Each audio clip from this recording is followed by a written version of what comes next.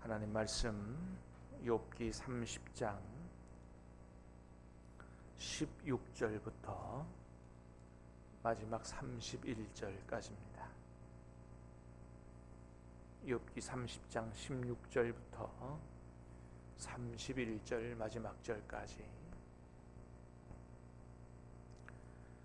이제는 내 생명이 내 속에서 녹으니 환난 날이 나를 사로잡음이라.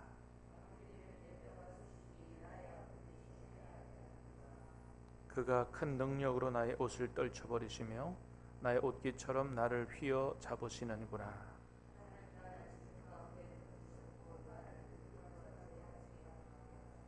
내가 주께 부르짖으나 주께서 대답하지 아니하시오며 내가 섰사오나 주께서 나를 돌아보지 아니하시나이다.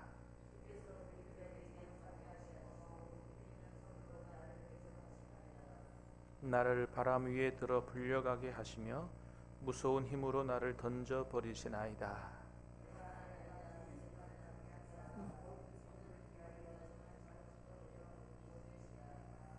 그러나 사람이 넘어질 때에 어찌 손을 펴지 아니하며 재앙을 당할 때 어찌 도움을 부르짖지 아니하리이까.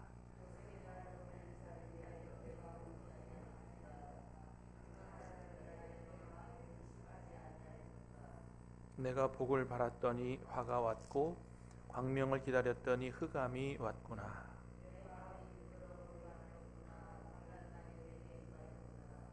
나는 햇볕에 쬐지 않고도 검어진 피부를 가지고 걸으며 회중 가운데 서서 도움을 부르짖고 있느니라. 나를 덮고 있는 피부는 검어졌고 내 뼈는 열기로 말미암아 탔구나. 내 수금은 통곡이 되었고 내 피리는 애곡이 되었구나. 아멘. 자, 오늘 말씀은 그 극심한 고난과 환난 중에도 여전히 믿음을 버리지 않고 하나님께 부르짖어 기도하는 그런 욥의 모습을 볼 수가 있습니다. 자, 20절부터 22절까지 20절부터 22절까지 시작.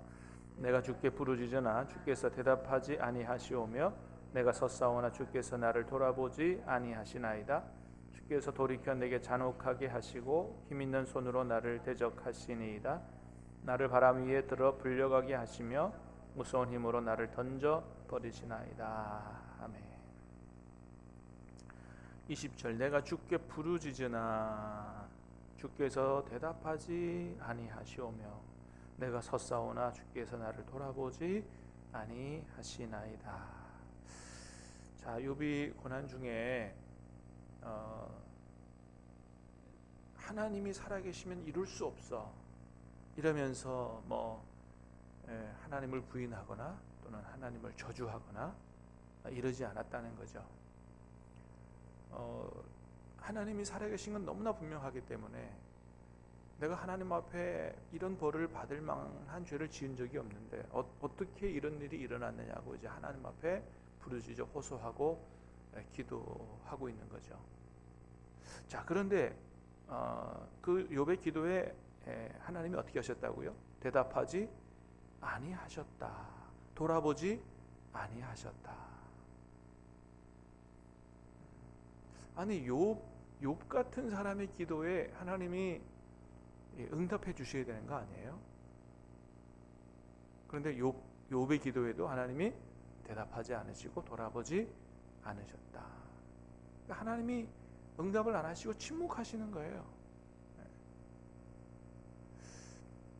그러니까 그럴 때가 있다는 거죠. 우리 여기서 한 가지 생각해 볼 것이 있습니다. 그게 뭐냐 하면 하나님은 우리의 기도에 넘어서서 욥처럼 하나님을 아주 잘 섬기는 사람의 기도에 하나님은 반드시 응답하셔야 되는가? 우리 쪽에서 말고 하나님 입장에서. 우리는 늘 이제 우리 입장을 중심으로 생각을 하기 때문에 하나님 내 기도에 반드시 응답을 하셔야죠. 또 내가 하나님 앞에 정말 신실하고 충성되게 하나님을 잘 섬기면 반드시 내 기도에 응답을 하셔야죠. 이렇게 의로운 내가 고통을 당하는데도 불구하고 내 기도에 하나님이 응답을 안 하시고 침묵하신다고요? 말도 안 됩니다. 이렇게 생각하지만 하나님 입장에서 볼 때 우리의 기도에 하나님이 꼭 응답하셔야 될 의무가 있느냐? 물론 여러분, 하나님은 우리의 기도에 응답하십니다. 할렐루야. 특별히 의인의 기도에 하나님이 반드시 응답하시는 줄로 믿습니다. 그건 틀림이 없어요. 그러나 그럼에도 불구하고 하나님이 꼭 그렇게만 해야 하는 의무가 있느냐 이거예요.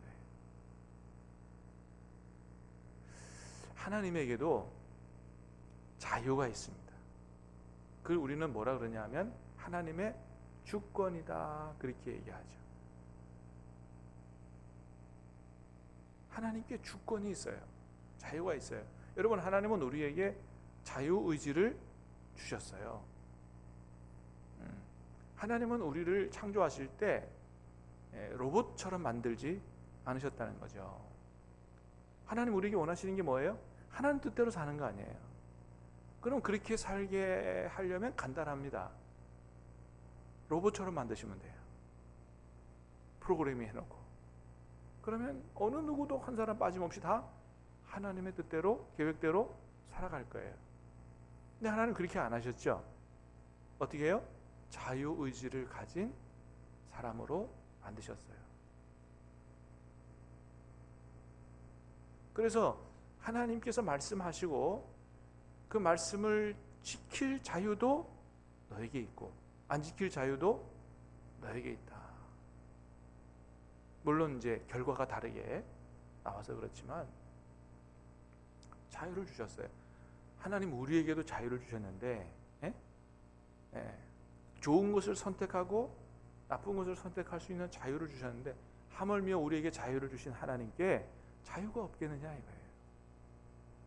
그러니까 하나님이 우리를 로봇처럼 안 만드신 것처럼 하나님은 우리가 기도하면 응답이 덜커덕 떨어지는 자판기가 아니라는 거예요.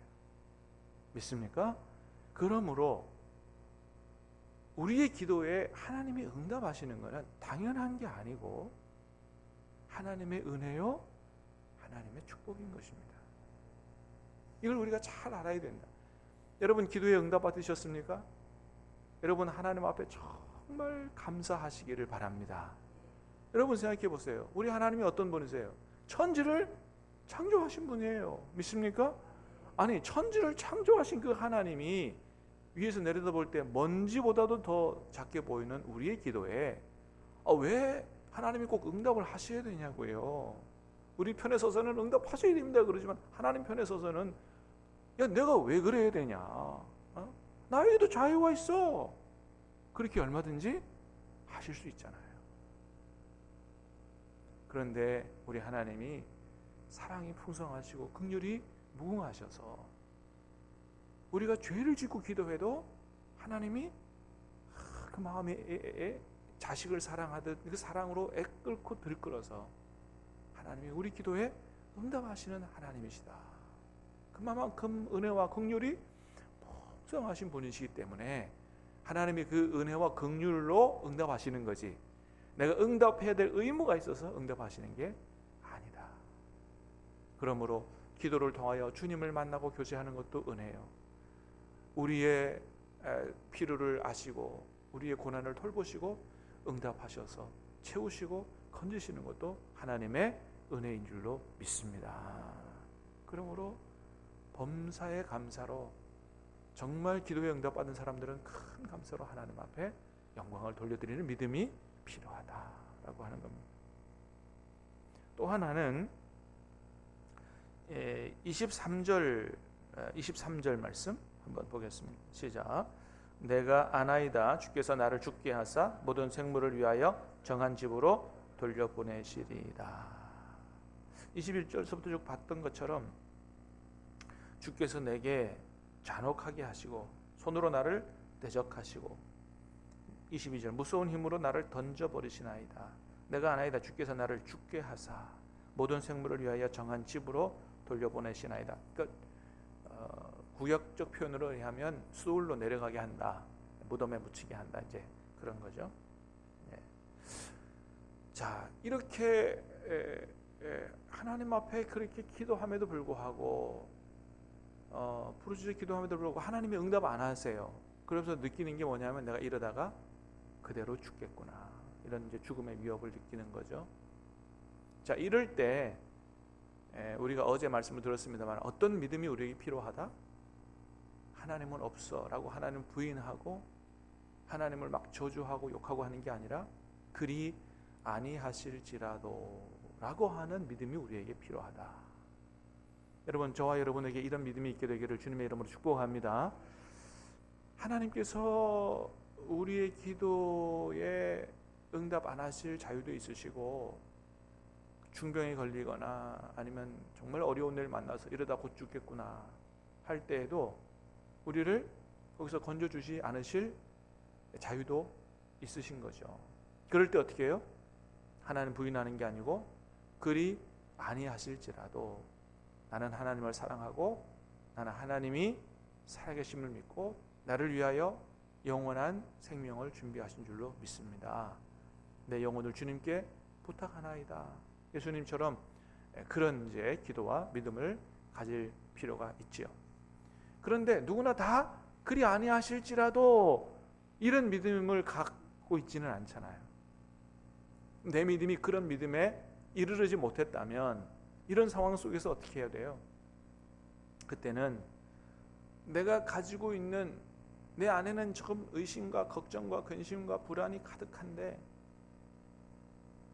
믿음 있는 척 할 필요가 없다 이거예요. 내가 내 안에 있는 모든 근심, 걱정, 원망, 불평 이런 것들을 하나님께 다 쏟아내라 이거예요. 그게 여러분 그것도 기도인 줄로 믿습니다. 기도예요. 단 뭐예요? 하나님을 부인하거나 하나님을 저주하거나 하지는 말아야 되죠. 그건 불신앙이기 때문에. 그러나 하나님이 살아계십니다. 지금은 응답 안 하시고 날 돌보지 않으시고 내가 죽음 가까이 와 있는 것 같지만 그러나 그럼에도 불구하고 하나님이 살아계시고 하나님께서 내 기도에 응답해 주실 줄 믿습니다라고 내 문제의 해결은 여전히 하나님의 손에 있습니다라고 믿고 모든 것들을 쏟아내고 막 하박국처럼 하나님 어떻게 그럴 수 있습니까? 막 이렇게 다 쏟아내고 한나처럼 그 격분함과 원통함을 다 쏟아내는 것처럼 그렇게 할 필요가 있다. 그러면 지금은 응답을 안 하시고 지금은 침묵하셔도 욥기 뒤에 가면 하나님이 욥의 기도에 응답을 하십니다. 할렐루야. 욥의 기도에 응답을 하세요. 그러면 하나님이 끝까지 응답 안 하시고 침묵하실 수도 있지만 예수님의 기도에도 하나님이 끝까지 침묵하셨지만 그러나 그 예수님의 고난과 죽음은 하나님의 뜻을 이루기 위함이기 때문에 그러나 거의 모든 기도에는 뭐예요? 하나님 반드시 응답하신다 하는 믿음을 가지고 다 쏟아낼 필요가 있다. 그렇게 할 때 하나님의 위로도 받고 한나처럼 하나님의 위로도 받고 근심 걱정도 다 떠나가고 하나님을 만나게 되고 또 하나님 뜻을 깨닫게 되는 그런 은혜가 반드시 임하게 될 줄로 믿습니다. 24절부터 27절까지 시작. 그러나 사람이 넘어질 때에 어찌 손을 펴지 아니하며 재앙을 당할 때에 어찌 도움을 부르짖지 아니하리이까? 고생의 나를 보내는 자를 위하여 내가 울지 아니하였는가? 빈궁한 자를 위하여 내 마음에 근심하지 아니하였는가? 내가 복을 바랐더니 화가 왔고 광명을 기다렸더니 흑암이 왔구나. 내 마음이 들끓어 고요함이 없구나. 환난의 날이 내게 임하였구나. 26절 내가 복을 바랐더니 화가 왔고 광명을 기다렸더니 흑암이 왔구나. 27절 환난 날이 내게 임하였구나. 자, 욥이 이렇게 환난을 당하고 흑암이 찾아오고 환난을 당하게 된 원인이 뭐라고요? 욥이 죄지어서 그렇게 어려움을 당한 게 아니다. 자, 25절에 또 한 번 얘기하죠. 고생의 날을 보내는 자를 위하여 내가 울지 아니하였는가? 빈곤한 자를 위해 내 마음이 근심하지 아니하였는가? 어려운 사람들을 보면 지나치지 않았고 그들을 돕는 그런 삶을 살아왔다. 그래서 복을 바랬는데 오히려 화가 왔다고 얘기합니다. 아이러니한 거죠. 그런데 얼마든지 이런 일이 있을 수 있다고 하나님은 욥기를 통해서 우리에게 말씀해 주십니다. 옛날에 이제 그 목사님들 설교를 뭐 그분들을 뭐 욕하는 건 아니에요. 신학이라는 것도요, 점차 이렇게 더 발전합니다. 시대가 이렇게 지날수록. 그래서 하나님의 뜻에 더 가까워지는 거죠. 저도 마찬가지입니다. 내가 하나님의 뜻을 100% 다 알았다라고 그렇게 확신할 수가 없습니다. 나도 하나님에 대해서 또는 성경에 대해서 또 잘못 알 수 있는 가능성이 얼마든지 있어요. 옛날에 마틴 루터가 종교개혁을 일으켜서 잘못된 타락한 이 교회를 바로 세우고자 애쓴 정말 훌륭한 믿음을 가진 사람이었지만 여전히 그에게도 부족한 점이 있었어요. 야고보서 같은 이 아주 참 믿음이 뭔가를 보여주는 그 서신을 지푸라기 서신이라고 그렇게 잘못 이해했던 적도 있었기 때문에 그렇습니다. 그 옛날 목사님들 설교 중에 어떤 설교들이 있었냐 하면은, 제가 모시던 목사님도 이제 그런 설교를 한 적이 있어서 제가 너무 가슴 졸이면서 그렇게 말씀을 들었던 적이 있는데, 성도들에게 그렇게 하는 거예요. 당신들의 삶을 봐라. 가난하고 힘들고 어렵고 왜 그런 줄 아느냐? 하나님을 제대로 못 섬겨서 그렇다. 하나님을 제대로 섬겼으면 하나님의 복을 받아서 하나님도 잘 되고 자녀들도 잘 되고 이랬을 텐데, 여러분들이 그렇게 하지 못한 것은 하나님 잘못 섬겨서 복을 못 받아서 그렇다라고 가끔 설교하시는 분들이 있어요. 그러면 가슴이 철렁 내려앉는 거예요. 그럴 수도 있지만 어떻게 해요? 욥기는 분명히 뭐라고 말씀하신다고요? 그렇게 가난하고 힘들고 병들고 어려워진 것이 다 우리의 잘못 때문만은 아니다라고 말씀해 주신다고요. 그러니까 그런 설교는 욥의 친구들의 설교와 다름이 없는 거예요. 인과 응보의 법칙에 근거한 그 잠언의 하나는 설교예요. 욥기는 뭘 말한다고요? 그 기본적인 규범을 넘어선 우리가 다 이해할 수 없는, 특별히 예수님의 고난과 같은 하나님의 뜻을 이루기 위해서 당하는 의로운 고난도 있기 때문에 베드로 전서에서 2장에서도 분명히 얘기합니다. 선을 행함으로 고난받는 것이 하나님의 뜻일진데 예수 그리스도를 본받아 우리가 주님의 뒤를 따라오도록 하기 위함이다 라고 우리를 부르심이 그런 것이라고. 그래서 바울도 디모데에게 너는 나와 함께 고난을 받으라 이렇게 이야기하죠. 그래서 복음을 위해서, 주님을 위해서 고난받은 믿음의 사람들이 얼마나 많은지 모릅니다. 하나님 앞에 잘못 살아서가 아니에요. 바울처럼 하나님 앞에 예쁜 사람이 누가 있겠어요? 예수님 만나기 위해 자신의 모든 인생을 다 바쳐서 복음을 전하고 하나님 영광을 위해서 목숨 바쳐서 그렇게 일했는데 감옥에 갇히고 굶주리고 헐벗고 나중에 참수당하고 그렇습니다. 그래서 뭐 겉으로 봤을 때 뭐 어렵고 힘들고 뭐 자녀들도 잘 안 되고 막 병도 걸리고 그런 걸 보고서 당신들이 하나님을 잘못 섬겼기 때문에 그렇다라고 판단하고 이야기하는 것은 굉장히 잘못된 것이고 오히려 하나님 앞에 범죄하는 것일 수 있다라는 생각을 가지고 절대 우리는 그렇게 판단하면 안 된다는 겁니다. 자, 오늘 주신 말씀을 가슴에 새기면서 오늘 이 아침에도 기도를 통해서 우리를 만나주시고 우리 기도에 응답하신 하나님께 감사하는 마음으로 찬양하는 삶으로 영광을 돌리며 살아가는 복된 한날 되시기를 주님의 이름으로 축복합니다. 기도하겠습니다. 은혜로우신 주님 감사합니다.